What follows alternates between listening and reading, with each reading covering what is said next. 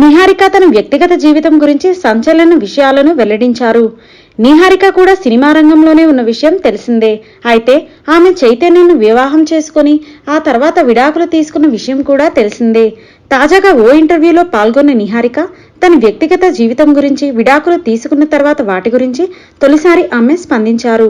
జీవితంలో పెళ్లి, విడాకులు అనేవి చాలా చిన్న విషయాలు కావని, అయినా ఆ సమయంలో తాను ఎలాంటి కఠిన పరిస్థితి ఎదుర్కొన్నానో తనకు మాత్రమే తెలుసని, చూసేవారికి ఎలా తెలుసని అన్నారు.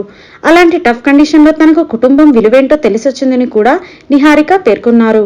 ఆ సమయంలో తల్లిదండ్రులు మాత్రమే మన కోసం నిలబడతారని తెలిపారు.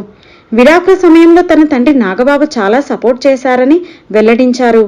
అయినా ఎవరూ కూడా పెళ్లి పెటాకులవుతుందని చేసుకోరని, కానీ కొన్నిసార్లు అలా జరిగిపోతుందని అన్నారు.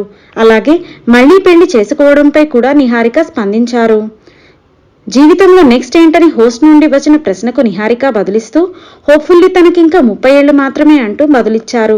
రెండో పెళ్లి చేసుకోవడానికి తనకేమీ అభ్యంతరం లేదని, చేసుకోవద్దని బలంగా ఫిక్స్ అవ్వలేదనే విషయాన్ని నిహారిక స్పష్టం చేశారు.